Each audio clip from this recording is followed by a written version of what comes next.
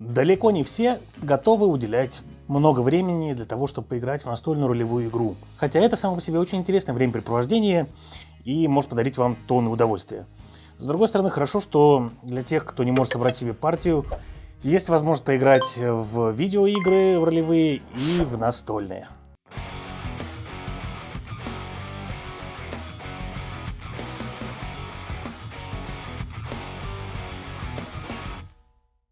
Итак, всем привет, с вами Юра, вы смотрите Geekmedia. На столе у меня сегодня Fate Forge Chronicles of Kaan, и это достаточно близкое развлечение к тому, что вы могли получить от ролевой игры, но только не нуждаясь в мастере, а нуждаясь всего лишь в цифровом приложении и в друзьях, хотя можно и поиграть соло.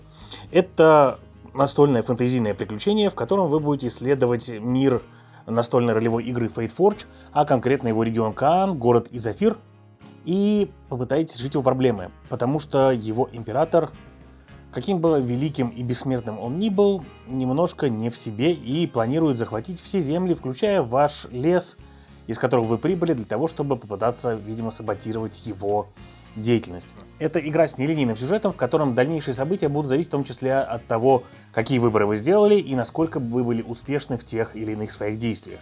Каждый герой получит себе персонажа, у каждого персонажа будет свой отдельный класс и свои навыки. Персонажи дополняют друг друга, особенно в бою, но и вне боя вам будет чем заняться, потому что игра проходит в нескольких разных ипостасях. У вас будет режим истории отдельный, у вас будут боевые сцены, и у вас будет передышка, в которой вы сможете поисследовать город сами и заняться делами по прокачке ваших персонажей, получению новых предметов и так далее, и так далее, и так далее. Игра проходит в режиме кампании, в ней 3 акта, но сама по себе игра предполагает, что вы, если хотите просто посоревноваться и побороться с какими-то монстрами или врагами, можете сыграть отдельный модуль, где у вас будет только чисто боевочка.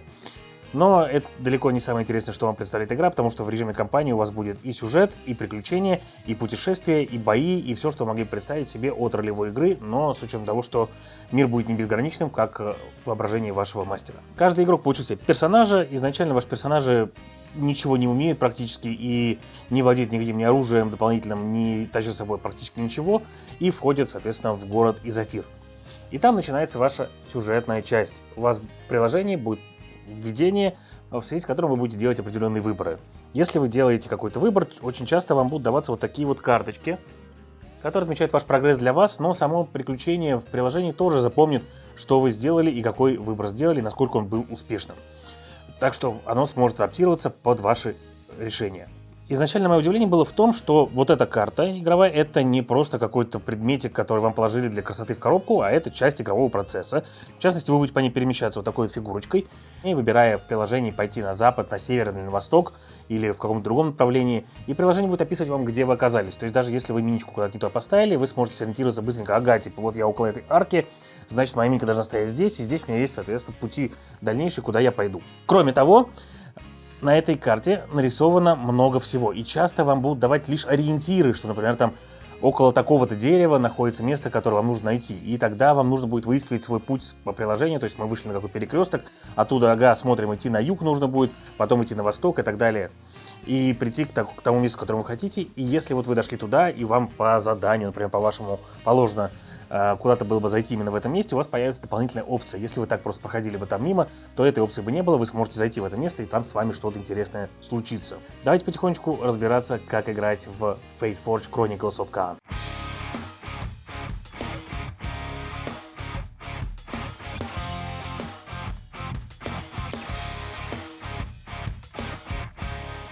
Всего в приключении в базовой коробке 3 акта. Хотел бы сразу отметить, что у меня коробка в делюкс-версии английской. Ритейл-версия, конечно же, будет отличаться от того, что вы видите у меня сейчас на столе.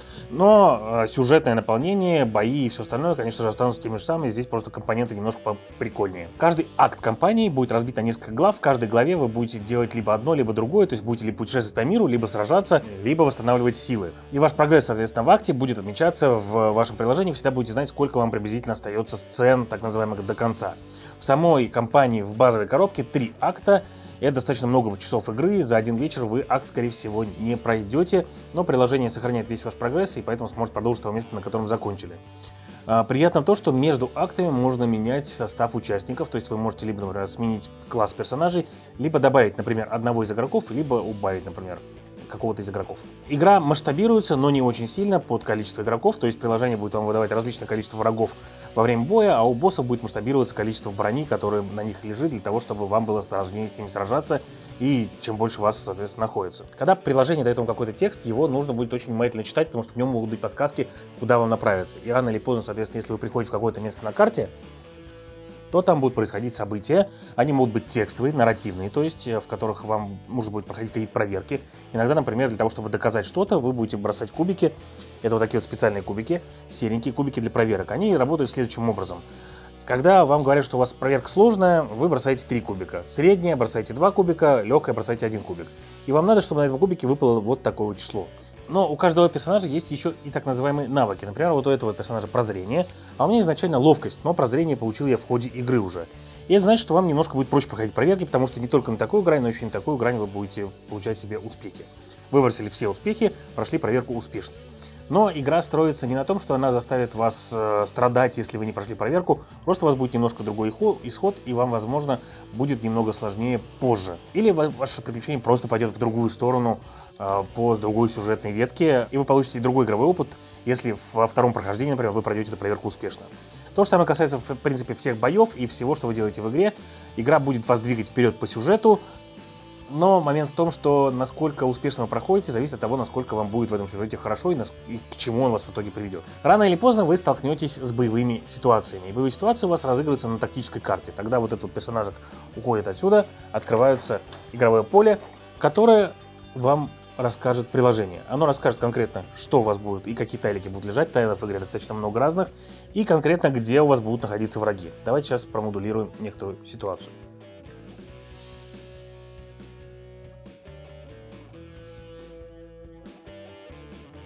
Наши герои вышли на поле боя, кругом целая куча врагов. Враги у нас будут представлены жетончиками и вот такими специальными картами с врагами. Их тут достаточно много. Каждый из них отличается цветом. Цвет отвечает за то, что враг этот фактически умеет делать. Например, синий — это всегда стрелки, фиолетовые — это всегда лидеры и командиры, а белые — это обычно животные. И коричневые, например, это элитные войска, которые хорошо натренированы и доставят вам больше всего проблем. У каждого врага будут специальные способности, а также его порядок хода и выбора действий. Также на нем будет указано, сколько у него жизней, и иногда будет указана его броня, которая будет работать. Я не буду доставать все карточки, но покажу вам всего лишь часть, и на примере их как раз мы разберемся, как здесь все работает. Вообще в игре огромное количество различных карт. Здесь будут и карты для прокачки ваших персонажей дополнительными способностями, и карты со всякими гадостями, которые будете получать. Вот, например, у меня коросты наросли на коже, и я не могу уже носить никакую броню. А вот у нашего наемника отсохла рука. Также будут карты, связанные с историей, которую я вам уже показывал, и, соответственно, карты, которые будут с предметами и врагами. Вся механика боя достаточно простая, и очень клево, что приложение вам постоянно напоминает некоторые вещи, и вы, в принципе, если не помните правила или последовательность какую-то, приложение вам всегда подскажет, что вам нужно делать в тот или иной момент. Плюс, соответственно, вы никогда в приложении не забудете, что зачем идет, и оно вам не позволит сделать что-то лишнее. Боевой раунд состоит из следующих вещей. Сначала каждый игрок берет 4 кубика. Даже если у вас 5 кубиков или больше, как, например, мне дополнительный кубик дается изначально за мой мечик, то вы выбираете всего 4 и бросаете их у себя за ширмочкой. После этого, это все еще идет фаза подготовки, вы можете там делать некоторые перебросы, поменять грани, если на них выпали одинаковые значения и так далее, и так далее. Но в этот момент все вы решаете, что вы будете делать и в какой последовательности. Во-первых, вы определите последовательность ходов. А ходы у нас идут так. Есть специальная линия порядка хода, и приложение вам будет говорить, где встает вот этот вот жетончик реакции. Он может быть после первого персонажа, а может быть после второго персонажа. И это значит, что сначала походит один персонаж, потом какие-то враги активируются и сделают что-то, что будет указано в приложении. Потом ходят 2 других персонажа, и потом активируются все остальные враги. Порядок хода мы выбираем сами как раз в эту подготовительную фазу. Вы не имеете права показывать и рассказывать, что у вас конкретно на кубиках написано, но вы можете спланировать действия и поговорить с вашими друзьями о том, что конкретно вы планировали бы и хотели бы сделать. Карточки у меня не соответствуют сейчас тем врагам, но мы разберемся, я думаю, в рамках обзора вы поймете, как оно все работает. И если игроки хотят, они могут сделать так называемый дэш, то есть типа продвинуться в соседнюю клеточку. Если с ними при этом стоят враги, они получат люлей, поэтому всегда это такой тактический ход. Один из игроков выбирает ширмочку и начинает разыгрывать свои действия. В частности, на кубиках бывают разные грани. Бывает грань с сапожком, это значит, что за этот кубик он может походить в соседний тайлик. Все здесь рассчитывается по тайлам. То есть вот это вот один тайлик, вот это один тайлик, и вот этот уголочек тоже один тайлик. Это одна клетка для передвижения.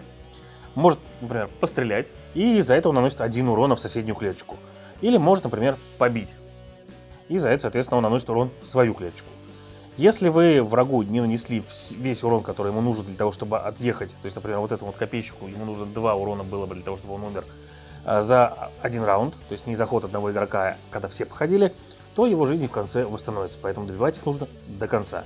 На некоторых из них еще будут лежать специально такие черненькие кубики, которые обозначают, что у них есть броня, и сначала нужно будет снимать броню для того, чтобы отбить его. Но броня, слава богу, не восстанавливается во время конца раунда. То есть я бы, например, мог бы пострелять сначала вот этим вот сюда вот, и убить, например, этого товарища, если бы у него была одна жизнь. Потом вдарить еще одному вот этому товарищу, зайти за кубик вот сюда и нанести еще один урон кому-то из этих ребят. Это все достаточно просто, но ваши способности, которые у вас будут на таких специальных картах, и вы будете получать эти карты дополнительно, у каждого персонажа будет такая вот коробочка с картами. В ней будут специальные карты прокачки, которые вы сможете получать в фазу отдыха и улучшать себе персонажа. При этом это не все возможности, которые у вас есть, они будут еще более высоких уровней, с еще более крутыми способностями. Некоторые из них дают вам какие-то конкретные способности. Например, у меня вот Тихий Шаг дает мне возможность, пока мне жетон, что я спрятан, в меня не могут стрелять из соседних зон. Но, с другой стороны, некоторые из них будут давать специальные возможности. Например, я вот этой карточкой за этот жетончик мог бы походить и ударить еще раз. Или, например, за этот жетончик и любой кубик я мог бы оглушить одного из врагов у себя в зоне. Вот тот персонаж, например, он за кубики, которые выпали вот такой гранью, получает себе щиты, а это значит, что он будет получать меньше уронов, когда будут активироваться враги. На игровом поле будут специальные кристаллики, которые вы будете забирать себе, это деньги, которые будете получать, за которые вы сможете как раз прокачивать персонажей, покупать им оружие и так далее. Будут ловушки, будут перекрытия, баррикады. Все это вы постепенно будете изучать в ходе игры, потому что в начале правил вам говорят о том, что вот все правила, которые есть, остальное все вам подскажет приложение. И вот уже играя первый акт, вы постепенно узнаете, что такое баррикада, как работают ловушки и так далее, и так далее, и так далее. Много всего интересного будет дополнительного в игре, игра будет раскрываться потихонечку.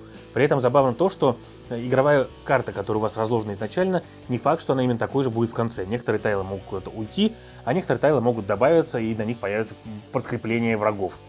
Также будут различные враги, которые вас стреляют, некоторые будут быстрее бегать, некоторые будут воскресать, некоторые будут на вас накладывать различные заклятия и удивлять вас своими способностями. И раз уж мы перешли к врагам, переходим вот к этой штуке. Далее происходит фаза реакции врагов.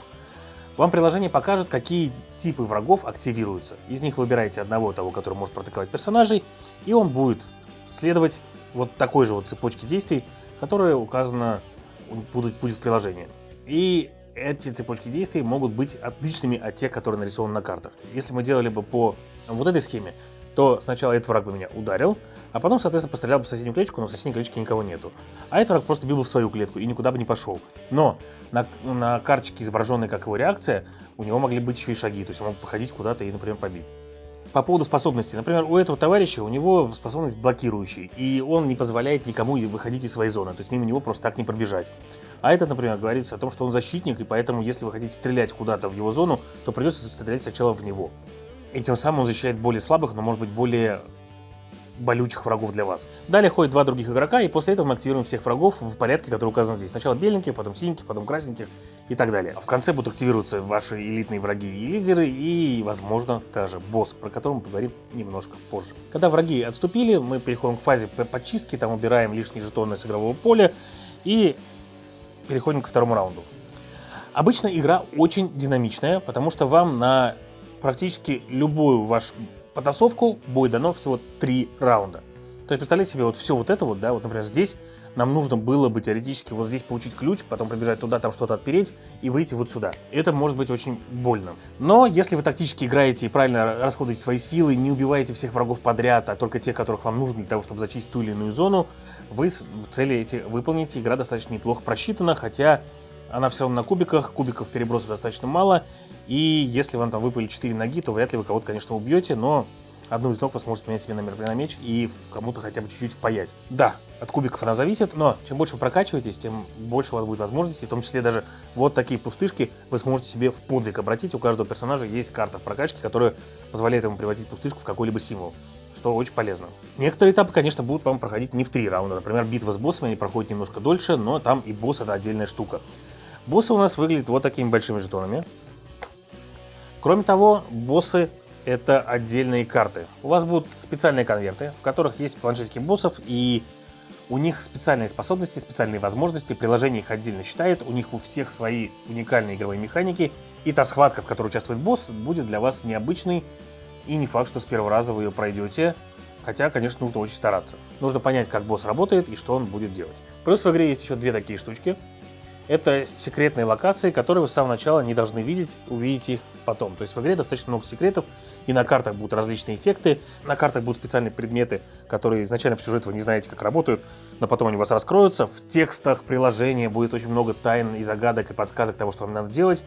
И в самом приключении, в ходе того, что вы сделали, какие выборы приняли, победили в том или ином бою или нет, вы будете получать дополнительные квесты. Но про них поговорим немножечко позже. Итак, после третьего раунда боя, если у вас бой рассчитан всего лишь на 3 раунда, каждый из вас должен провести себе линию до выхода. И за каждую локацию, в которой есть враги, вы получите 1 урона. При этом вы можете, соответственно, отъехать. Чем больше вы отъезжаете, тем больше у вас копится вот таких вот негативных карточек. И это прям большие проблемы, которые вам все время делают что-то нехорошее.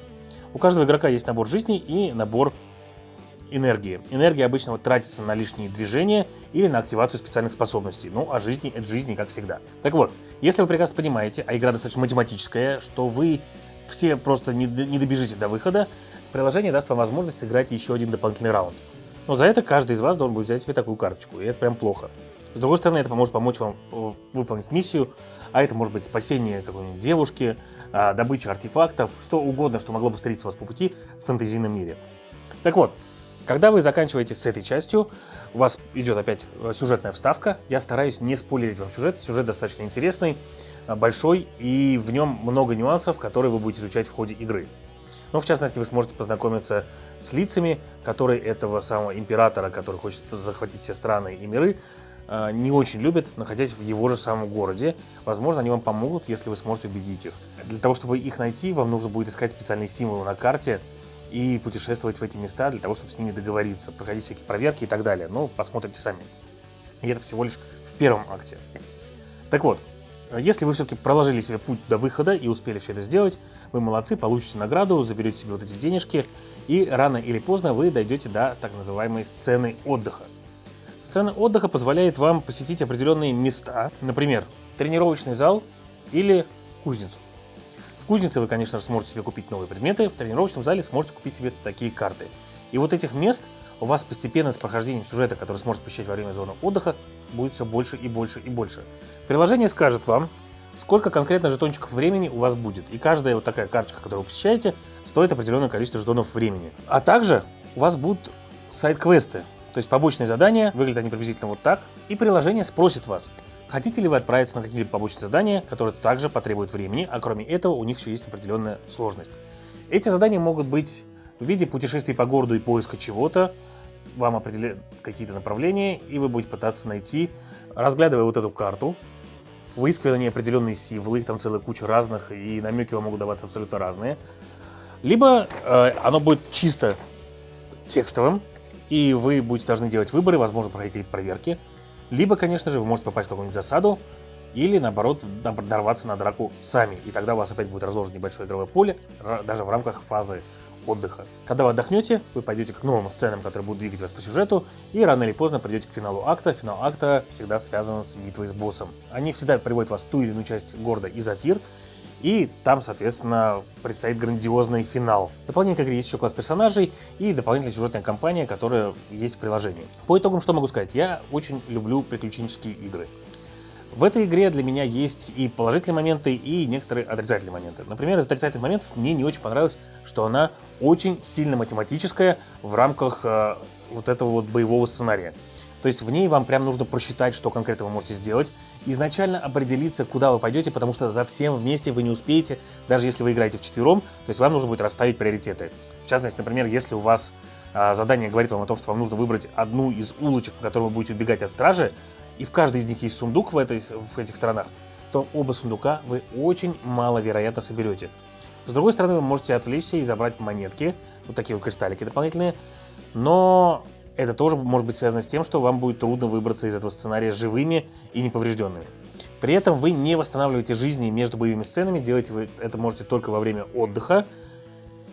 Поэтому, если вас очень сильно покоцали там в первом же бою во время акта, то ко второму бою вы уже придете покоцанные. Но мне очень понравилась нарративная составляющая игры. В ней много сюжетных моментов, которые даже в рамках сценария боевого могут вкрапиться к вам и рассказать вам какую-то дополнительную историю и что происходит. Мне очень понравилось взаимодействие с картой, которая мне даже в какой-то момент немножко напомнила микро-макро, где вам действительно нужно было разглядывать определенные вещи на игровом поле, чтобы найти путь туда, куда вы хотели. Ну, в частности, у вас могут быть какие-то различные подсказки, типа вот таких вот, которые вам говорят, куда вам нужно прийти, и вам на карте нужно найти эти места для того, чтобы добраться до определенного места. Много сюрпризов и интересных моментов возникает в ходе прохождения того, что вы не ждали. И я уверен, что если проходить эту игру более одного раза, то вы увидите много других вещей, которых вы не видели. Я первый акт проходил дважды, и оба раза пошел по разным путям с самого начала, и сценарий действительно проходил по-разному. Да, конечно, какие-то основные сюжетные вещи пересекались и в том, и в другом прохождении, но вот пути, к которым мы к ним приходили, и ту информацию, которую мы получали про Каан, про его жителей. А, кстати, это очень интересный мир, основанный на 5-й редакции D&D, который называется Fate Forge, это же ролевая игра, в котором, в частности, вот в этом регионе проживают практически все виды, которые только могут быть, все расы, которые только могут быть. То есть там кобальты с гоблинами, с багберами, с эльфами и людьми живут в рамках одного города, существуют и даже помогают друг другу. Поэтому вы встретитесь с абсолютно разными существами, и какие-то из них будут к вам хорошо относиться, какие-то будут относиться не очень. В игре при этом еще есть репутация с разными фракциями, и в зависимости от ваших действий она будет качаться в ту или иную сторону, ее можно посмотреть в приложении. И в зависимости от того, какая у вас репутация с той или иной фракцией, фракция будет к вам по-разному относиться. Короче, в игре достаточно много всего на не одно прохождение. Ну и если вернуться к тому, что нравится или не нравится, мне не очень понравилось, что персонажи изначально не очень разные. То есть да, у вас есть какие-то базовые способности, которые вы можете применять, они написаны вот здесь, но вот в ходе кампании они уже развиваются, и у вас действительно будет возможность модификации кубиков, перепрыгивания через врагов, если вы играете ловким персонажем, или всасывания в себя огромное количество урона, если вы играете крепким персонажем типа наемника. Шаман будет вас лечить и помогать вам избавляться от негативных статусов и так далее. Короче, персонажи, чем больше они развиваются, тем больше разными они становятся. Я с своей стороны с огромным удовольствием продолжу кампанию, буду играть второй, третий акт и обязательно поиграю в дополнение. Мне очень интересно, как будет развиваться этот мир и что же мы все-таки сделаем с этим негодяем-императором. Потому что, честно говоря, кажется, что из того, чем мы сейчас занимаемся, нас просто ведут куда-то не туда. Может быть, он и не такой плохой по-настоящему, но это мы узнаем только когда пройдем. Так что, если вам нравятся сюжетные игры, если вам нравятся приключения, если вам нравятся динамичные игры с экшен-боями, как они, в принципе, здесь есть, то есть, если вы уже разобрались хорошо с игрой, у вас достаточно быстро будут происходить бои. Иногда даже жалко, что всего 3 раунда, но, с другой стороны, ты понимаешь, что как раз эти 3 раунда очень сильно дают динамику игре, и ты пытаешься все успеть и поставить приоритеты там, где тебе нужно. Поэтому, если вам нравятся такие игры, то рекомендую вам попробовать Fate Forge Chronicles of Kaan. А это все на сегодня. С вами был Юра, вы смотрели Geek Media. Всем пока.